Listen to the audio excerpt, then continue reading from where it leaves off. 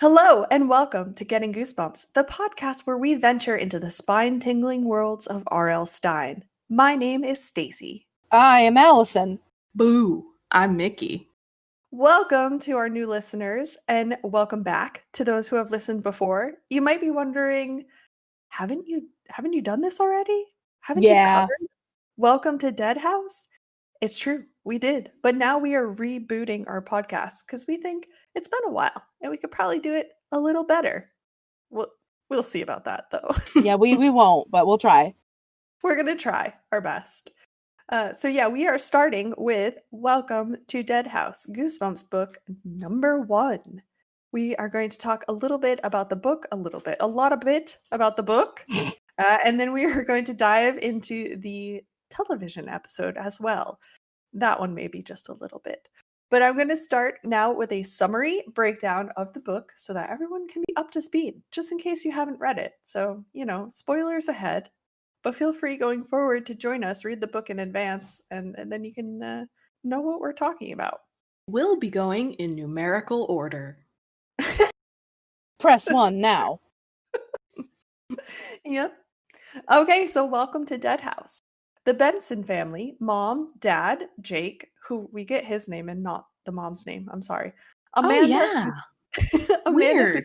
Yeah, right? I don't know why. Amanda, who's 12, Josh, who's 11, and their dog Petey are moving into their new house in Dark Falls. Left to Jake by a mysterious great uncle Charles, the family meets with real estate agent Mr. Dawes for their very first tour. Amanda believes she sees a boy in her soon-to-be bedroom doorway, but brushes off this notion when Mr. Dawes insists the house is not haunted.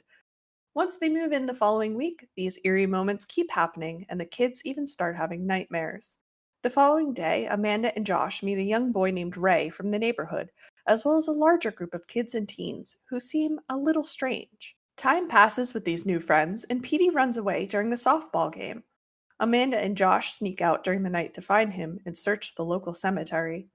The two encounter Ray, who does not want them to go.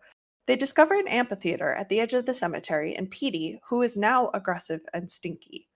Amanda and Josh also discover gravestones that feature the names of their new friends, including Ray. Ray admits that he is dead, as is Petey, who they killed because dogs tend to give them away.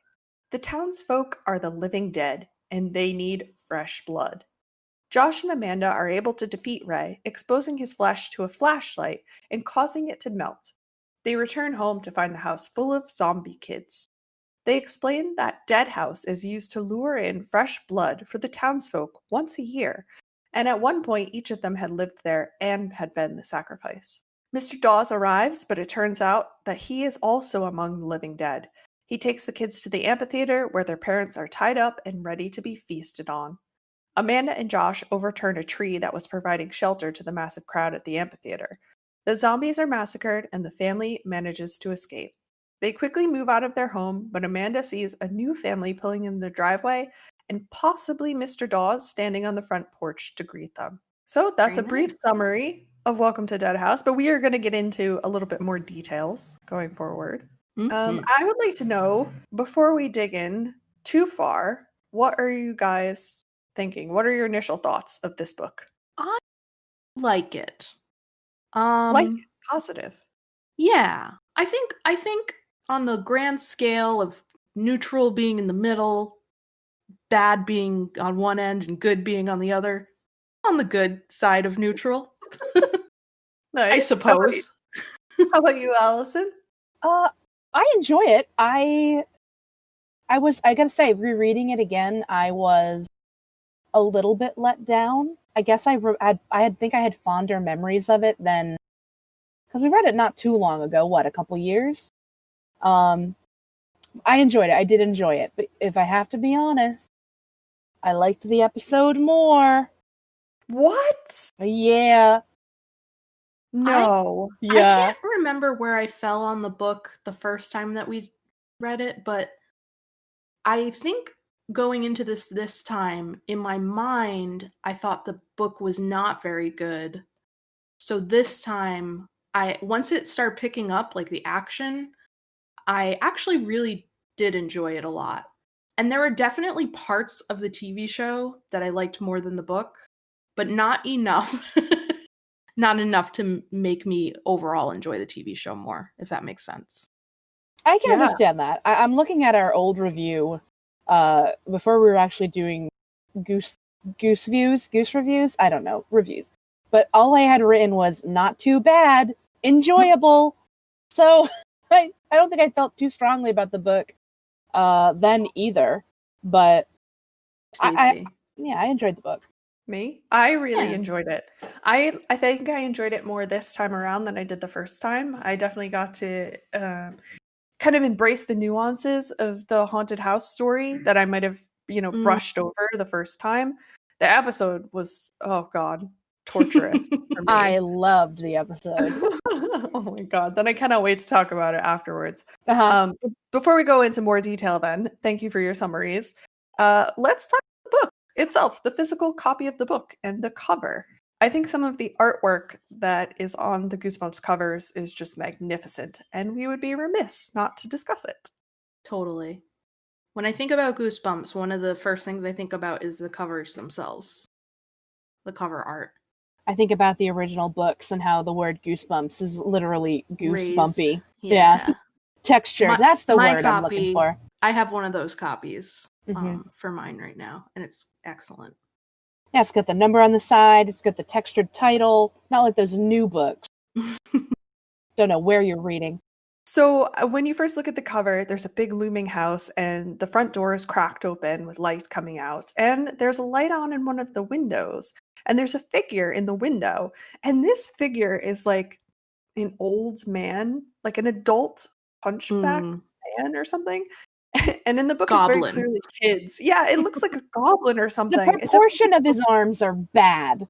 It gives a wrong impression. He's got T-Rex arms. I disagree.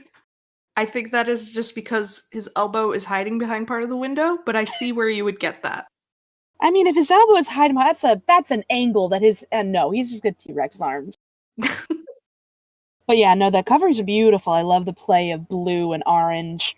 And I love how kind of dilapidated the house looks.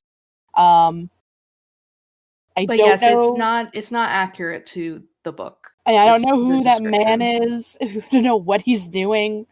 But it's still a pretty cover. Yeah, definitely. Our house in the book is supposed to be a big brick house with black shutters. Oh, good memory recall. Not this book at all.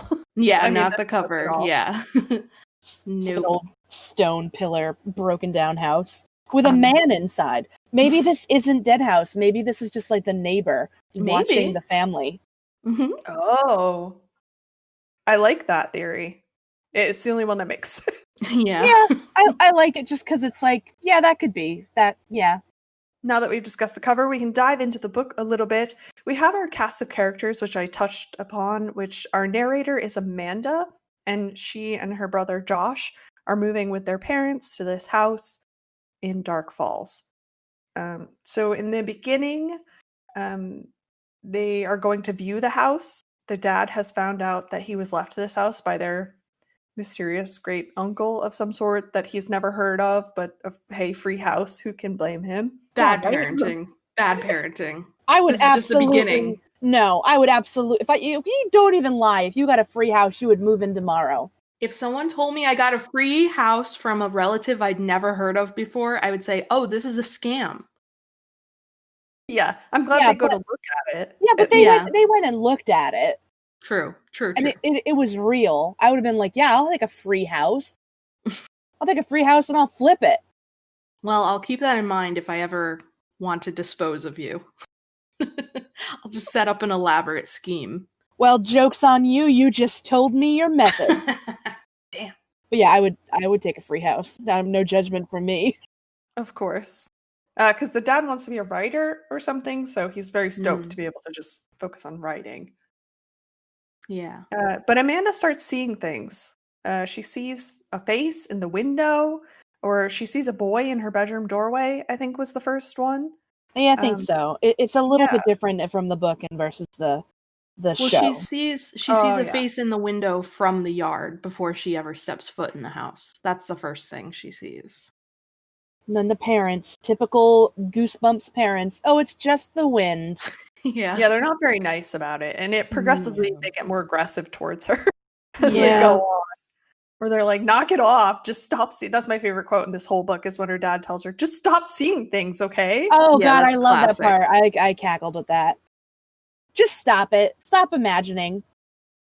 But that same day that they're touring the house, Josh and Petey vanish, which is kind of nerve-wracking for your child and dog to just disappear. Not in the 90s. Nope. The parents Serial did not killers didn't exist back then. No, they don't seem too fussed, but everybody like piles in the car and goes looking, and then they find them in the cemetery, which, you know, as you do.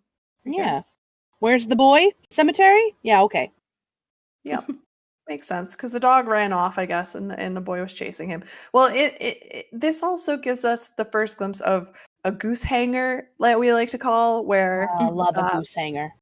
exactly Amanda thinks that her brother's being chased, and so the chapter ends. But then at the beginning of the next chapter, you realize he's not being chased; he's chasing the dog. And this is a recurring theme in every Yeah. Goosebumps book. It is probably there are more chapters with goose hangers than there are chapters without goose hangers. Yeah, It's and true. if you're not familiar with R.L. Stine, like it's just his brand. Like chapter will end with she turned around and there was a man there, and the next chapter is like, oh, it's her dad. You know. But it's too much because you start to realize, even as a kid, you realize, oh, this is just pulling my leg. Like I know Yeah. nothing bad is happening. It There's sets never you up anything for it. It sets you up for adulthood. Although I will say, as a horror movie fan, it's kind of even when the audience starts to catch on that he's doing that he's like setting up all these false scares, does that then make the real scares later more intense? Because you're like, oh, this is going to be nothing. It's not going to be anything. And then there's like a real scare happens. You know, that's an interesting point. Hmm. Because Just a you're thought. kind of because you're letting your guard down progressively. Exactly. Well, and that's literally like what happens in horror movies. There'll be a lot of like little fake jump scares that turn out to be nothing, and then a moment or two later there'll be a real scare. Because your brain you relax after the first scare that you find out is nothing, Mhm. and then it makes it all the more frightening when something really scary happens. It could, or it could just make you angry, so you put the book down and you don't read anymore. Well, I think for children, it doesn't make them angry, because I was rolling my eyes at the end of every chapter as well, because I knew what was happening. But I think as a kid, that keeps you going. Instead of stopping when a chapter ends, you think, oh my gosh, I have to keep reading. What's going to happen next? I think I remember it as a kid, because I did read most, if not all, of these books as a kid. I think Stacy did as well, and then Mickey, you said you read some of them as a kid? Yeah, I read some. Okay. But some of them you're also reading now as an adult for the first time. Yes. And it's definitely a different experience. But if I remember correctly, I'm pretty sure that child Alison was hanging on every page. Yeah. No matter how many, goose hangers, as we do like to say, he threw at me, I fell for every single one. Yeah. I don't think I did. Oh, I did. But well, aren't you clever? I'm the opposite of clever. No, I meant Stacy. Oh, yeah. Show off.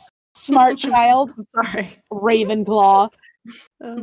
But you know what did scare me is on moving day, like when they move in that night, Amanda has a dream, which I think we briefly touched on in the summary, about her family being dead, sitting around a dinner table. Their bodies are decaying. They're eating off of plates that contain gray-green bones. And then bones. Amanda, oh yeah, they specify that they're like people bones. It's like, oh no, a beef bone. Amanda's friend from her previous town, Kathy, who I've skipped over because they meet earlier in the chapter and it's like the most useless part of the book. But Kathy is knocking on the door and Amanda cannot get up to answer it. So it's this weird, like ominous, almost like a threat And then it's like that weird dream state where you really, really want to do something and the dream just won't let you. And it's so frustrating. And just the way this is described and it's so realistic. I loved this part. I thought it was so great. Me too. It was really graphic. That it was surprising reading, beginning to read these books again as an adult and thinking I knew sort of what level it was at as far as scares. This was written pretty graphically for a kid's book. Yeah, there are actual dead children in this book. But also at the same time, like, visualizing the way that he's describing it, it's really not, it's not so bad that you couldn't recreate it in a TV show and have it be appropriate for kids. It's like skeletons sitting at a table. But I don't know, it was very, very creepy, a lot creepier than I thought it was going to be. Well, Stein, all his dreams, or at least the dreams I remember that we've read, because, remember, this is a reboot, so we've read pretty far in and we're redoing, but we've talked about his very, very detailed, very horrific writing of dreams before. Like, I don't know if he just kind of throws off the shackles when he's writing a dream scene, but they get wild. Yeah. Well, because you don't have to obey any laws of reality, even the fictional ones that he's created. When it's a dream, anything goes in a dream. Yeah, and I am remembering later on in this book he gets graphic again, so it's not the only time, but And Josh has a dream as well. Josh has a dream that he tells Amanda about the next day, about 2 boys being in his room, and they were mean and scary, he described. Do you guys think that he really had a dream? Or do you think that those boys were actually there? I had a feeling they were really there. Me too. Well, here's the thing, is that either Amanda is having, like, visions of people in their house, or these kids are really just kind of messing with them and, like, creeping up in their house at all hours of the night, which, given some of the scenes, like when the kids are kind of advancing later on the on Amanda and Josh with, like, bats and stuff, is that the kids seem kind of impatient versus the adults who are like, oh, we need to wait this arbitrary amount of time before we do this, whatever, the blood feast? I don't know. But, which still, anyway.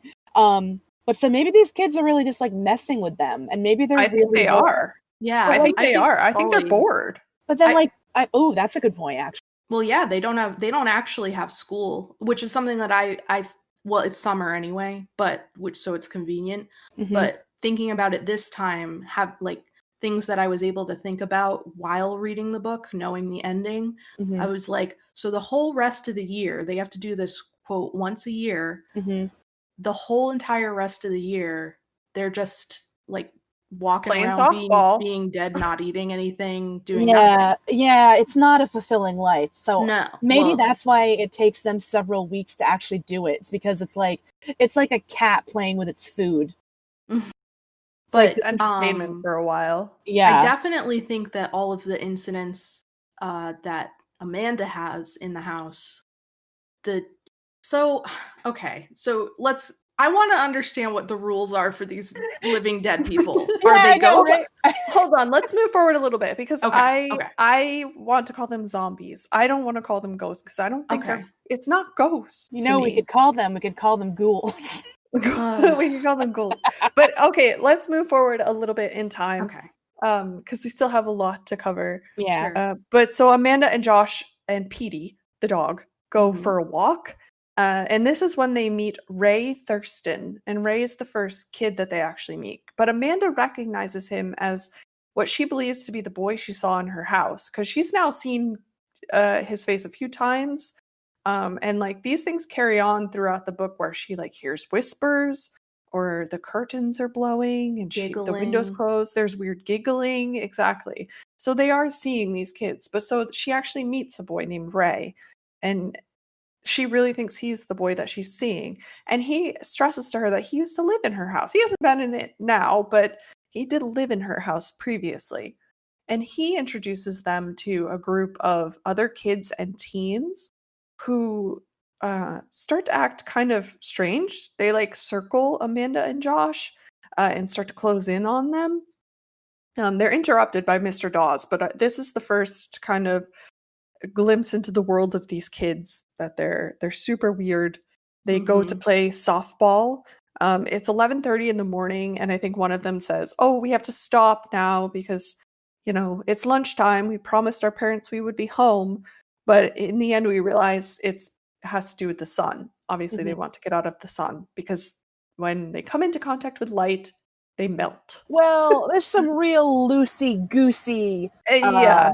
light rules here, because apparently just the general light that exists during the day, because no, I can't get into it. The science of light is just See, I think that particular rule about these people of this town is so egregious that I can totally let it go. I'm like, oh well, we're not even trying to any stick to direct any light, rules with that.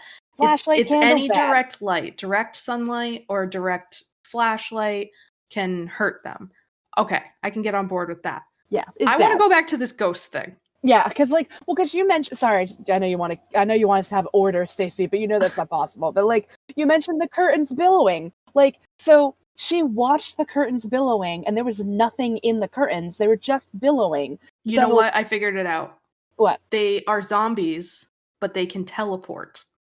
Yeah, but why can they turn invisible? No, they just teleport away. Well, then there's no evidence of teleportation. No, but then what? Do they just turn invisible? Because she's a scene where she's watching the curtains billow. That's true. And the window is shut, and she's just looking at it. So unless there's a zombie or a ghoul or whatever on the ground, under her bed with their hand, and they're flapping the curtain, it's just. But they eat flesh. They eat blood and flesh. Yeah. So that's why I lean towards zombies instead of ghosts. They're not invisible. They can touch things in real life. Well, no, I know, and they're playing. But sometimes they're invisible. So maybe that's what I'm thinking. I'm thinking they're invisible, teleporting zombie ghosts. Well, the other evidence of that is that she heard voices in her closet, and when she opened the door and looked through her closet, there was nobody there. What if it's just a set of tunnels that go around the house? It's just it's oh god, there's just so many references in books and movies, and I don't have a specific frame of reference, but maybe Psycho, where Norman Bates is looking through the peephole in the wall. Also, do they eat flesh? They only ever say blood. And considering that they're all the new zombies, after they're drained of blood, still have all their parts, I don't think they're eating any flesh. Anyway, vampires. I don't understand. These are very unique entities. Yes. I think our boy couldn't decide if he wanted to do zombies, vampires, or ghosts, so he made some kind of hybrid. So he threw in a bunch of names in a hat. Mm-hmm. And he's blood drinking? Yep. Direct sunlight? Yep. And to add to the ghoul list, they became this way because the plastics factory or whatever in town exploded and emitted a gas that killed yellow everyone. Cloud. That was something I had forgotten about until I reread it. Yeah, me too. And that's pretty horrifying. And also, this makes it more difficult to define what they are. Yeah. They're I don't know. Gas creatures. But then, so did the gas cloud kill everybody? Gas. Did they kill everybody? And so then now they're just, in town, and they're well, we're dead now, I guess. And then, maybe a new family comes in, and they're well, they smell real good. Let's drink their blood. Whoa, hey, I feel like I could live another year. And then now they have this elaborate scheme? Or did a few people die and then they slowly discovered that extra? Here's my other question. Floats. I totally have Ray floats. Guys. Yes, guys, what? Sorry. I hate to throw another wrench into the cog. But listen, when did the factory accident happen? 3 years ago or something? Wait 10 a years minute. ago? Wait a minute. Their dates of death are from 20, 30, 40 years ago. No, they're not. They're from 1988. Yeah, some of them. They're different in the show. They're very different. In the book, they're the 80s, I think. Okay, listen. If they all died in that gas explosion, who put the tombstones and buried them? That's what I'm saying. Oh! Also, the ones who so Ray, who do any of the creepy kids are any of those characters ones who were drawn in? Yes, because they said they lived in their house. So they were supposedly, their family was drawn in the same way that Josh and Amanda's family was. So it would have been pre-80s. Mr. Dawes was 30, and that shocked me. Yeah. Because Yeah. that's younger than I am now, and I I thought he know. was like an old man. He's a baby man. As a child, 30 is practically dead. But yeah, so I got some problems with the dates on the headstones. I got some problems with there being headstones, because if these people are drawing people in and sacrificing them, are they bothering to have a funeral?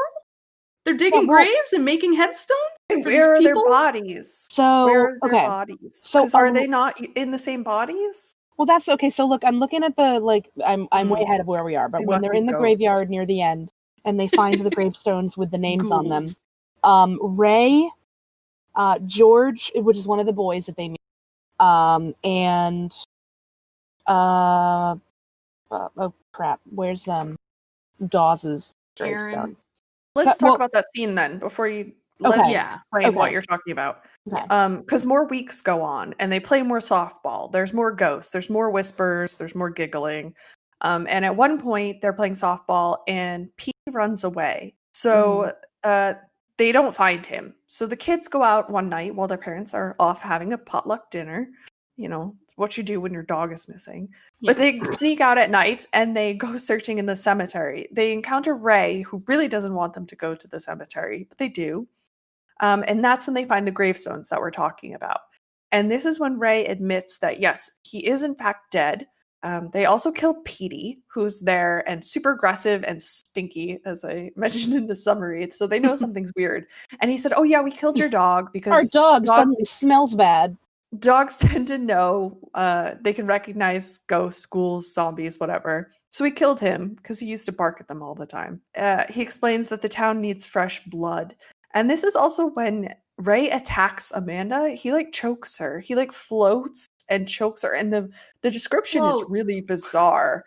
And I didn't remember this at all, but it sounded so scary. And this is when they find out that flashlights, like direct light, will melt the zombies.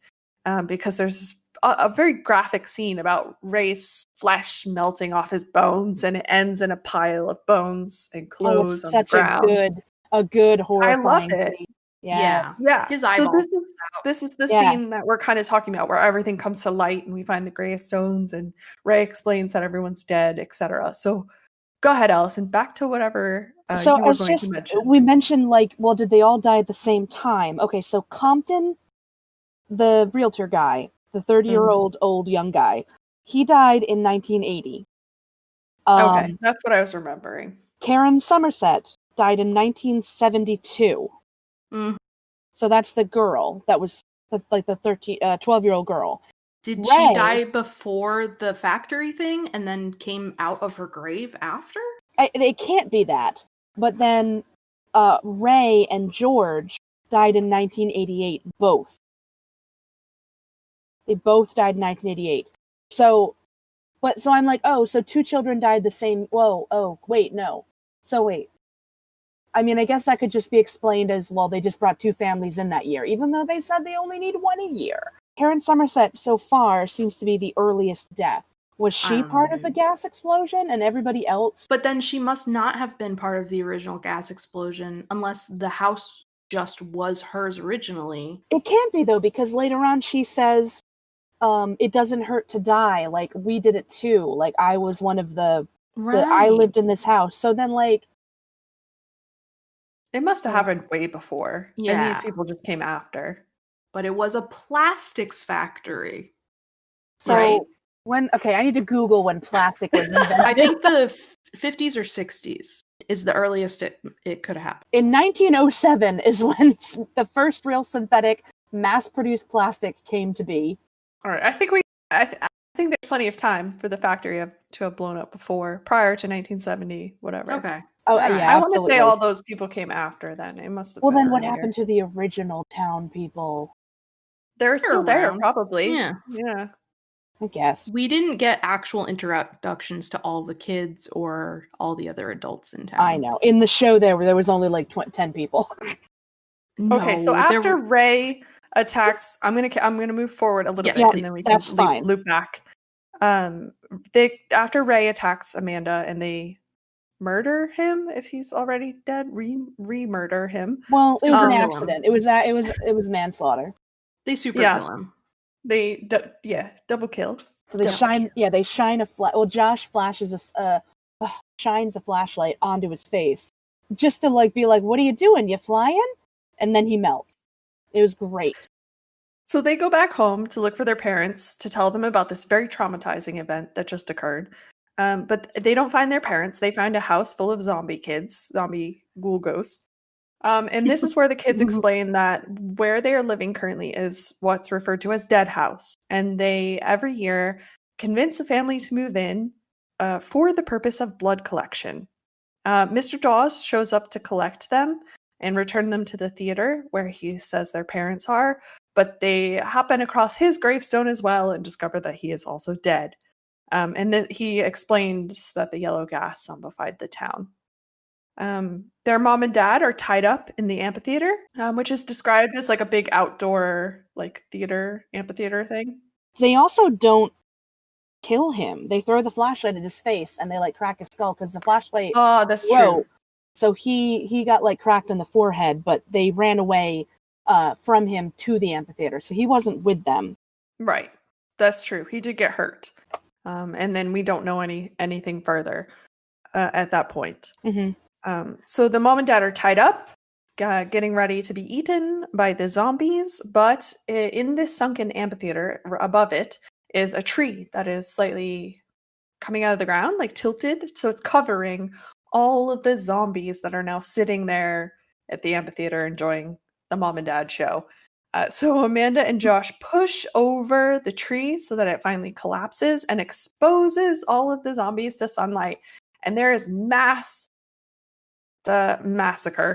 There's a massacre that occurs in great form. And then mom and dad and Amanda and Josh flee and survive. They move out of the house.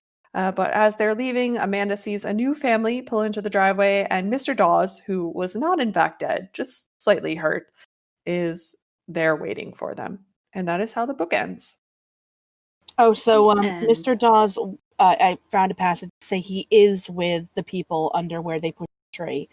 So supposedly, like it says, I saw Mr. Squinting into the darkness cast by the tree. I saw Mr. Dawes standing beside them along with another older man. Not a single empty space. Everyone in town must be here, I realized.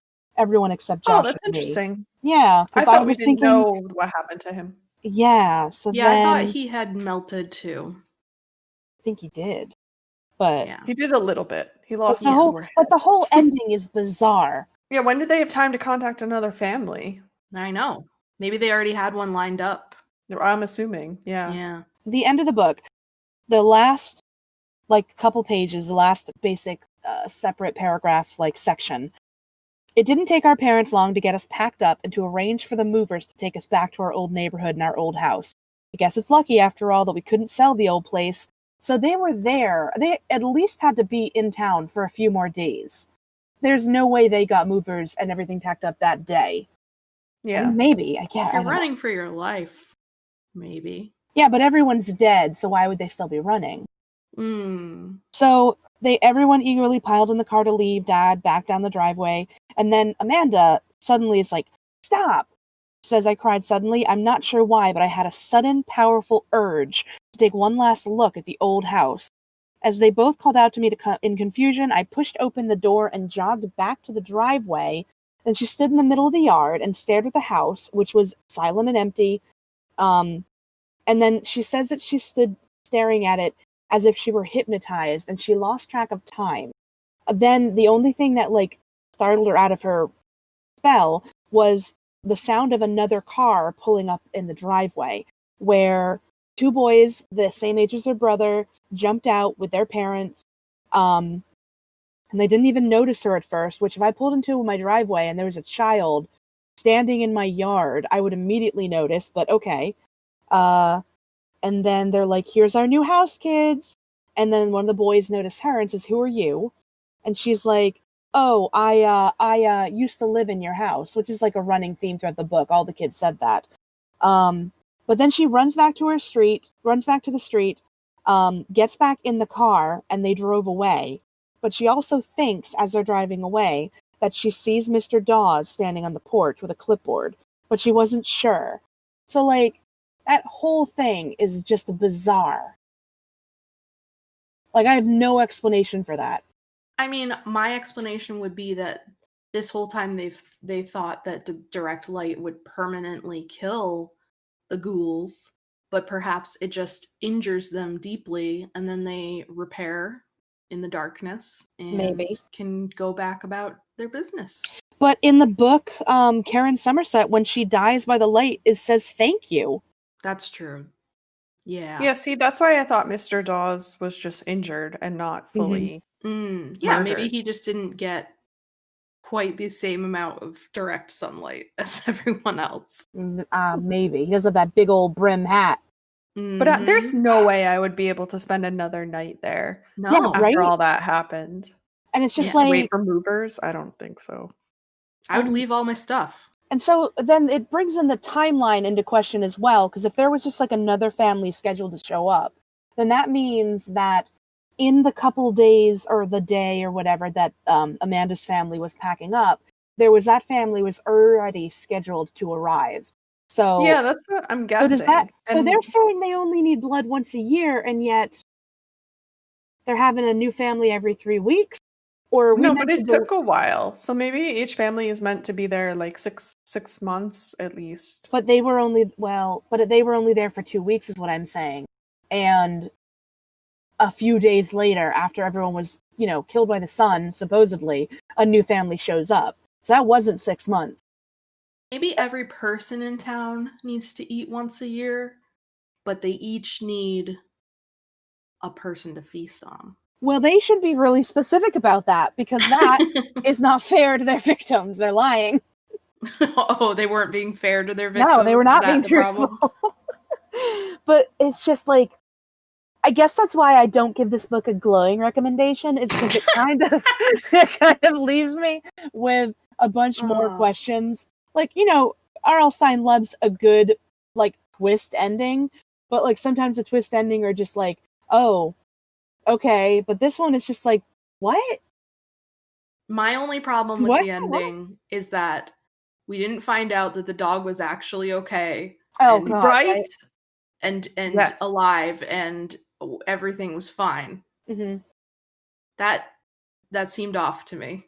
Yeah, Dean Koontz, celebrated horror author, doesn't even kill dogs in his books. And R.L. Stine kills a book halfway through. Kills a book. Kills a dog. I like to think that dead PD is still there, running around feasting on animal blood, just living his best wild animal life.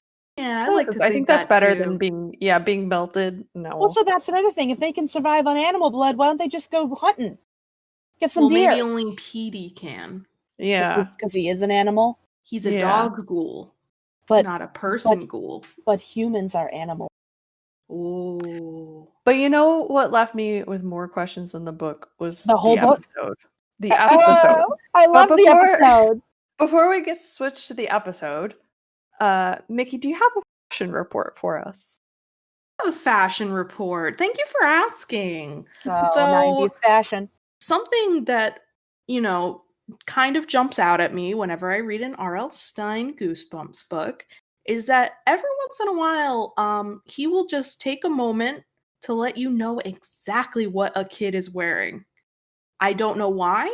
Perhaps children enjoy hearing exactly what the character is wearing. Or some cool clothes. Yeah, real cool. So, let's see. The first outfit we hear about is Amanda wearing white tennis shorts and a sleeveless blue t-shirt. Fair. That sounds okay. Yeah. The next one is when an outfit is mysteriously placed on her bed. It is a pair of faded jeans and a pale blue sleeveless t-shirt. This girl likes sleeveless t-shirts. Yeah, well, It's summer. Don't be judging. Yeah. Mm-hmm.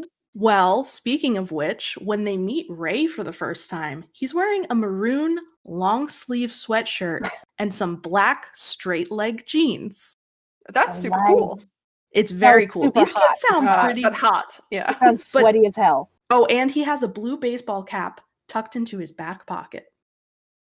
That's What? pretty cool. That's It's a cool not on look. his head? No, he has it tucked into his back Must have pocket. been Just in cloudy. case. Just in case, yeah. That's Sure, cool. yeah. He's the coolest kid in this book, I bet. He is pretty cool. And then when the gang of kids shows up, they are described as wearing jeans and dark t-shirts. Except All of one them. girl. Except one girl who is wearing green spandex tights. Ew, That's the what? only Yeah. description. Yep. Yes. Yep. R.L. Stein does not Okay. specify which girl. It just says one of the girls is wearing green spandex tights. And pay attention, folks, because I think going forward, we might hear a little bit more in these books from R.L. Stein about spandex tights. I would say as the They were quite popular at the Yes. time. books get progressively wackier as we go, but also the fashion does too. That's pretty much it. There's other minimal, like I would say appropriate levels of description of what people are wearing later.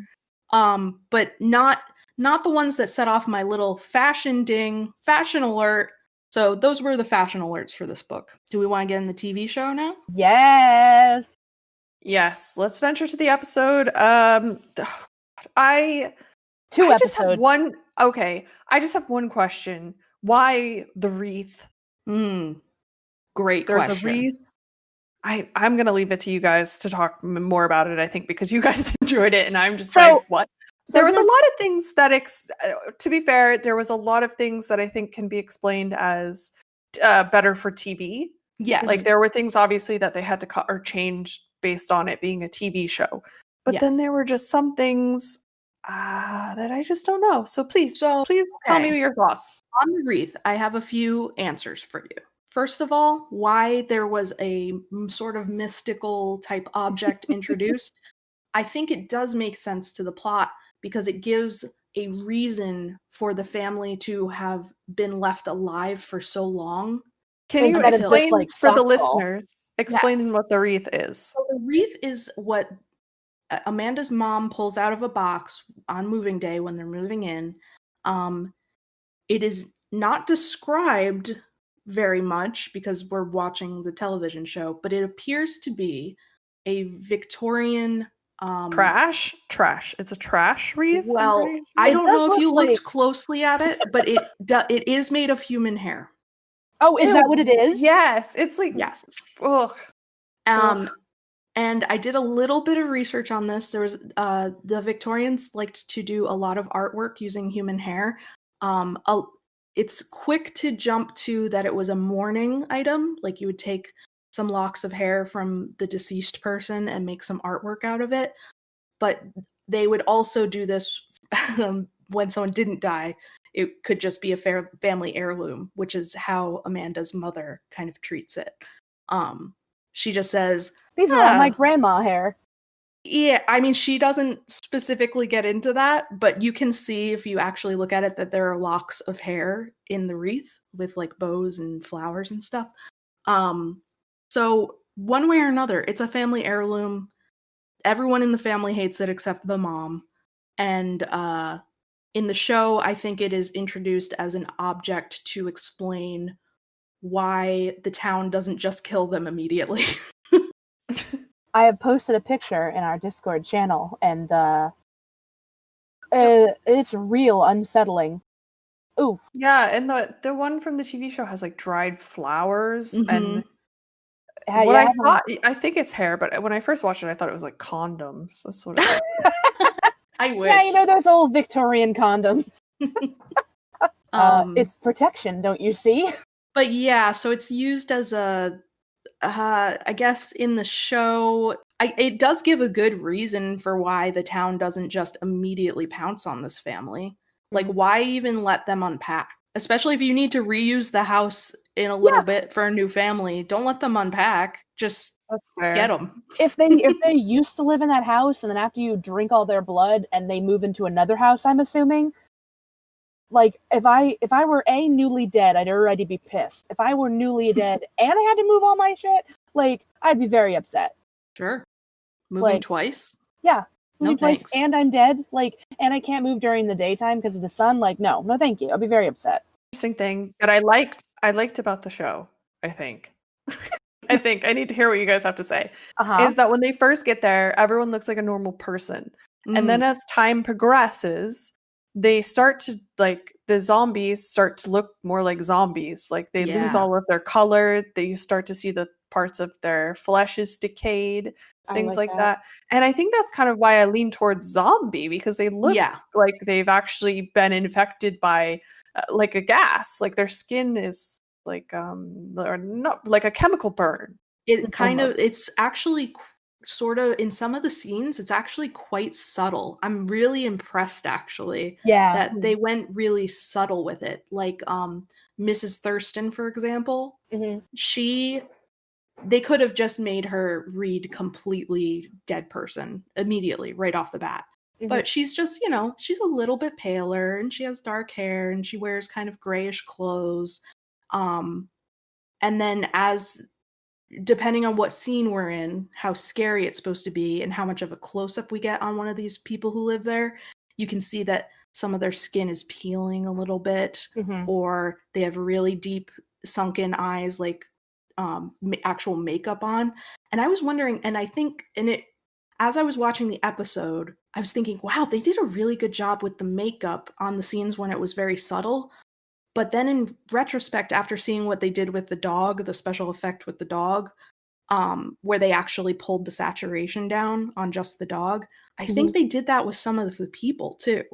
Oh yeah, I'm sure. It was a post effect thing. Yes. Yeah. But they did still have makeup on for like the wounds and stuff. Yes. But yeah, the saturation in a lot of it, not all of it, because there's definitely in some scenes you could see that it's gray makeup. Yes. But I think in a lot of it also they just brought the saturation down. Yeah. If there was like a group of them, there's no need to do makeup on 30 people. You just exactly. Pull the color out. But I was impressed with that for a 90s show. I don't know which year this particular episode came out, but for a TV show, like I could have seen them just doing a sloppy job and fully desaturating, the people, or just slapping gray makeup all over them. But it was sort of subtle, and I was very impressed by that. I did have another thing that I liked. Sorry, Alison, I didn't mean to interrupt. I just remembered this.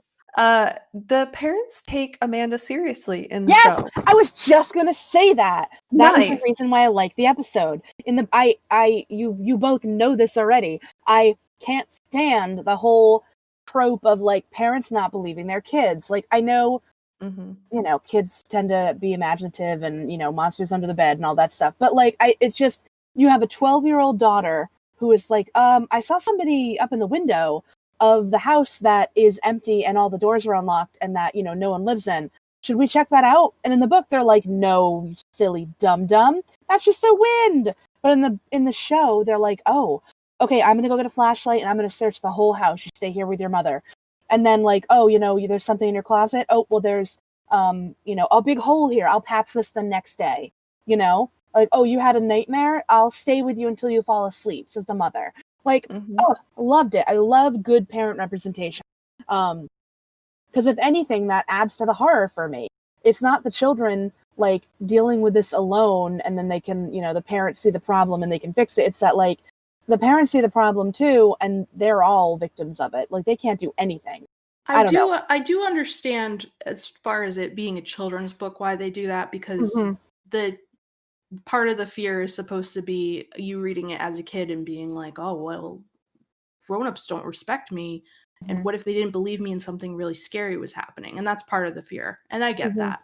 But I do agree that in the TV show, I think they did it in a way that didn't make the parents ridiculously unrealistic. They tried to be sensible. Like the dad looking through the whole house when she said she saw something or heard something. And then, as an adult viewer, you're like, oh man, what is going on if he looked through the whole house and couldn't find anything? So what was causing all of that stuff? I think that's why maybe it resonates with me now. The show, I preferred the show for this particular book, just because I don't know, as a kid, it was like, oh, dumb parents, they don't believe me. But like as a grown up, it's like, oh, this is awful. They're like, unfortunately, I have trouble separating myself from the fact that like these parents are being neglectful of their stressed out children. But in the show, it's like, oh, okay, this is a healthy relationship. I'm able to detach and enjoy this because I'm not worried about, DCYF or whatever, like coming to get the kids, which is a silly reason, but for me personally, that maybe added to why I enjoy it. But I also I love the visuals in the show. Like in the book, the town is like perfect and perky, and everything looks like shiny and new. Oh, well, maybe I'm remembering. Really? But I feel like I remember reading a passage where it was like it kind of looks like untouched. I'll try to find that again. But in the show, everything is like decaying, and everything is overgrown, and it's like visually very wrong, but like not so wrong that it's like, oh, we gotta get out of here. It just looks like a crummy town that fell on hard economic times. Exactly. Like there's boarded up windows and nobody's out in the street and it's really quiet. Mm-hmm. But I'll have to, I wish I had marked it in the book, but I could be wrong, but I really feel like I remember her talking about like the neighbors' houses looking like pretty, and like the house across the street was all the same type as theirs. And yeah, I don't think it was anywhere near as dilapidated as the show. I think it was passable as a normal town. Right. Mm-hmm. And I like that in the show, it's not several weeks. It's much more urgent, where they bring this family in, and like you can see the people visibly getting like, I need to feed, dude. I'm look at my arm. It's falling off. Like, we need to get going. It's like, okay. Yeah, they have like we'll little powwows about it. In the cemetery, yeah. Yeah, I like that. I don't know, I even like that it was 2 episodes, because normally I'll feel like dragging out one book into multiple episodes, which some of the series does. It dragged. But this one I really liked. The build-up in the first episode was much more, I talked about how in the book, they stretched out for 2 weeks, but they didn't really stretch out the strangeness. Like, it happened, I don't know, it seemed very quickly. There wasn't a super ton of tension. The bad sentence, but forgive me. But in the show, the tension and the like horror, the growing horror that Amanda was feeling, I was like, even knowing what was going to happen, I was actually, and I'm a baby and we know this, but watching that, I was still like, I can see her dark closet, and oh, is there someone down the hallway, and oh, I see somebody, oh god, like I was actually unnerved. I was like afraid. And I don't know, I just think that it was done very well, even if you take the supernatural element out of it and you're like, oh, there might be just some dude in their house and they don't know about it. Like, that element of this poor teenage girl or preteen girl, like in her room at night hearing sounds and, seeing shadows is just very horrifying for me. That thought crossed my mind. I can't remember if it was while I was reading the book or watching the show, but that could be a very scary idea for a story where it's the same exact setup as this, but there's no supernatural element. There's just kids in the house. That stuff happens. Maybe not with children, but there are reports, like there are articles and there are cases that have found that like people have lived inside someone's attic or lived inside someone's walls and then come out. And the only reason people discovered this was because they're like, oh, I'm missing some food from my fridge. I'm going to put a camera up and see like what's happening. Am I sleepwalking? And then they catch someone coming out of the crawl space and like looking at that side of it, these kids just kind of like running around the house. Because I mentioned secret tunnels earlier. Ugh, terrible, awful, just terrible. Goblins and ghouls, whatever. Real people hiding in my house. Oh, terrible. Difference between that and like a ghost hanging out in your house. That's fine. The ghost isn't gonna harm one. The ghost is fine. It's not gonna steal my milk. Like, that's true. That is true about it's just gonna make noise. I've got earbuds. Okay, do you guys want to do ratings? Yes, I do. We're rating. Okay, just to clarify, we're only rating the book, right? Yes. Okay. I will have to distance myself. But the show was so different from the book in many regards. I kind of look at it as a separate entity. Yeah, it can be tough because, like I said before, I think a lot of it is very explainable as translating to TV. So a lot has to be changed from the books. Yeah, and I know that there are later books that we read, or that we will be reading again, that I remember specifically enjoying the book more because of how the show made me feel. So I'll I'll bring that up when it's appropriate. But for this, they're different enough that I can do a separate rating. If you would prefer, we could do it kind of as a whole. That's up Well, to you guys. Well, dang it, I've changed my score now. But you have to go first, Stacy. I would say 6 out of 10 zombie dogs. Nice. 6 or 7, 6.5-ish, round about there. Yeah. Yeah. And I did it in honor of half Petey. of a dog. Half of a dog, you monster. Thank you, Stacy, for honoring Petey, our dearly beloved. I would give it. I'm around the same zone. I was thinking out of 5 at first, but should I jump on the out of 10? I don't know. You can do whatever you want. I'm just gonna stick to out of 5 because it feels right, but it is around the same rate as Stacy. I was gonna give it 3 out of 5 ghost boy eyeballs. Oh, I guess ghoul boy eyeballs is more accurate. Yeah, Ghoul we're boy. unsure. The jury is still out on that one. Yes, it is. We'll have to see what the listeners say, what they feel. Yeah, are these ghouls? Are they vampires? Are they zombies? Are they ghosts? Who's to say? Alison? I am going to give it. Stacy gave a 6.5 out of 10. You gave a 3 out of 5. So essentially the same score. Kinda. 6. I think the book was a 7, but if you factor in the episode as well, I wasn't. I want to say 6. I'm gonna say if I'm thinking of both of them, I wasn't very wowed by the book, but I loved the episode. So I'm gonna say 4 out of 5. Children hiding in walls. Oh God. Cute. Yep. Cute. Yep. And yeah, I'm happy with that. I'm not happy with the children in the walls, but I'm happy with that. Nice. Yeah, I'm good with that.